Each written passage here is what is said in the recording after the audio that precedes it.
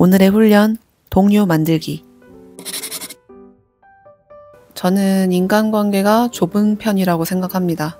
일주일 내로 일상적인 연락을 주고받는 친구를 꼽아보면 2명이 다거든요. 기준을 더 낮게 세팅하면 늘릴 수야 있겠지만 직관적으로 생각을 해보면 그래요. 제가 관계에 많이 수동적인 편이었기 때문에 연락 주면 받고 불러주면 가고, SNS도 안 해서 다른 친구 통해서 걔가 너 뭐하고 사냐고 물어보더라 이런 말 전해 듣는 정도. 20대까지는 그렇게 수동적으로 살아도 근근히 찾아주는 사람이 있어가지고 사회적 관계망이 유지는 됐어요. 근데 30대부터는 사라졌습니다. 당연하죠. 누가 가만히 있는 사람을 뭐하냐, 어떻게 사냐 물어봐주고 너도 와라, 언제까지 챙겨주겠어요. 그래서 저는 드디어 명백하게 외로워졌습니다. 안녕하세요. 외로운 사람입니다. 반갑습니다.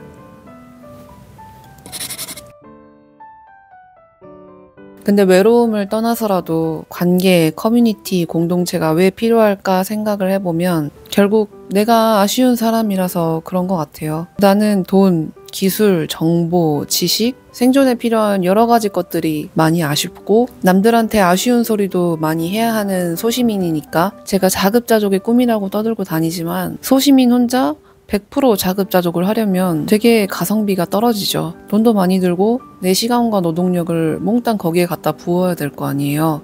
근데 24시간 365일을 몽땅 자급자족 하는 데만 쓰면서 살고 싶은 거는 아니거든요. 나는 자연인이다 로빈스 크루소 찍고 싶은 게 아니란 말이에요. 그러려면 나 혼자 100% 자급자족을 하는 게 아니라 1%를 자급하고 99명이랑 나누던가 10%를 자급하고 9명이랑 나누던가 그렇게 일부를 자급하고 나머지는 규칙을 기반해서 다른 사람들이랑 나누는 시스템이 필요하겠죠. 퍼머컬처 디자이너 소라님 인터뷰할 때도 100% 자급이 아닌 100% 연결하는 힘이 기후위기 시대에는 더 필요하다고 하셨거든요. 돈이 있으면 아쉬운 소리 안 해도 된다고 서장훈도 그랬고 그 쿠팡 시리즈 드라마에 나오는 주인공 안나도 그랬는데 돈 많으면 뭐가 제일 좋아? 사람들한테 아쉬운 소리 안 해도 되는 거. 근데 나는 안나가 아니고 서장훈이 아니잖아. 나는 정말 세상 사람들 모두에게 너무 아쉬워.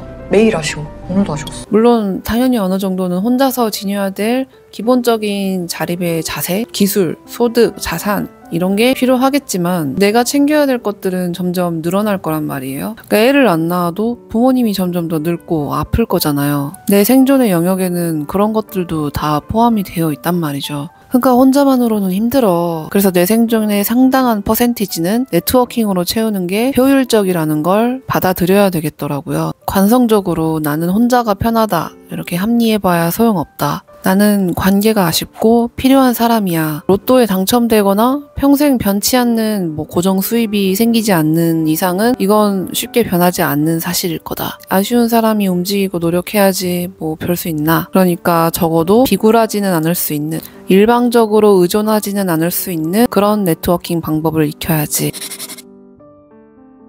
기후위기 측면에서 생각을 해보면 더 간절하죠. 지하에 연구실도 벙커도 없는 우리들이 혼자 예측하고 대비하지 못하는 것들이 얼마나 더 많아지고 또 강력해지겠어요. 근데 이해관계가 커서 결정에 시간이 걸리는 정부랑 기업이 우리를 챙겨줄까? 그걸 기다릴 시간이 없다. 그래서 아쉬운 사람들이 먼저 나서서 비빌 언덕을 만들어야 된다. 2021년 사회적 경제 정책 포럼 기사를 봤어요. 기후 대응 신기술들이 계속 나오는데 신재생 에너지 발전, 배터리, 전기차, 수소연료, 산소 포집 이런 것들요. 근데 기업은 이걸 모두 상품화 할 거고 이 상품을 소비할 만한 사람은 누굴까? 경제력 있는 소수겠지. 일반 시민들이 이러한 기술들을 일상적으로 누리기가 어려울 거고 그러면 시민들은 기후재난 속에서 인간다운 삶을 영위하기가 어려울 거고 결국 그러면 그 기술들도 보편화되고 지속되지 못할 테니까 총체적으로 기후 대응하기가 힘들어진다는 거죠. 그래서 일반 시민들이 여기에 대응을 하려면 지금과 같이 뿔뿔이 흩어진 1인 경제구조 방식으로는 어렵고 니즈가 있는 사람들이 모여가지고 산업, 경제, 정책의 일부분에 끼어들어야 되는데 그 방법은 예를 들면 시민햇빛발전 협동조합처럼 소비자들이 모여서 생산자로 전환하거나 지역공동체, 시민사회가 기후위기 대응과 관련된 지방정부 정책 실행 과정에 의사결정자로 참여하는 게 필요하다는 거예요.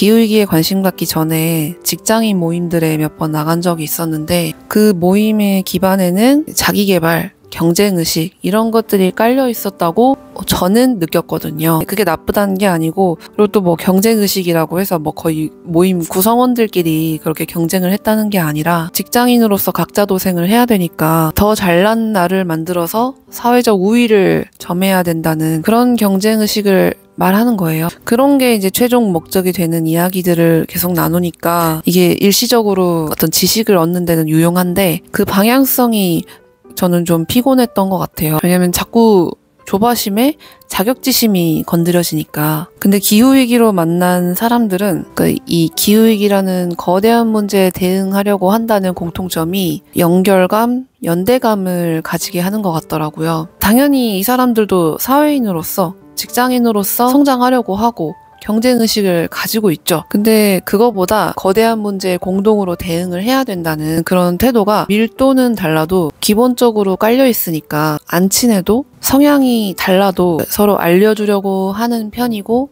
도우려고 하는 편이고 이 어려운 문제를 다루는 마음에 있어서도 조금은 더 터놓고 이야기하게 되더라고요. 그게 정신적으로 더 의지가 되고 좀 더 함께 하고 싶다는 마음을 들게 했던 것 같아요. 그래서 공동 목표 아래 무언가를 실천하거나 만들어내는 행위를 다른 사람들이랑 함께 하는 것이 무력감, 불안감, 고립감을 어느 정도 해소시켜 주는 것 같습니다. 살짝 딴소리지만 종교인들도 이거랑 비슷하지 않을까? 그 사람들도 삶을 고통에서 구원한다는 그런 공통 주제를 가지고 있잖아요. 제가 종교인이 아니니까 이해도가 떨어지기 때문에 맞지 않을 수도 있지만 종교인의 네트워크가 끈끈한 게 이러한 이유랑 결이 좀 비슷하지 않을까? 생각을 하게 되네요. 실제로 기후위기 심리학이라는 책에서 기후위기 활동이 종교 활동을 보고 배울 게 많다고 말하기도 해요.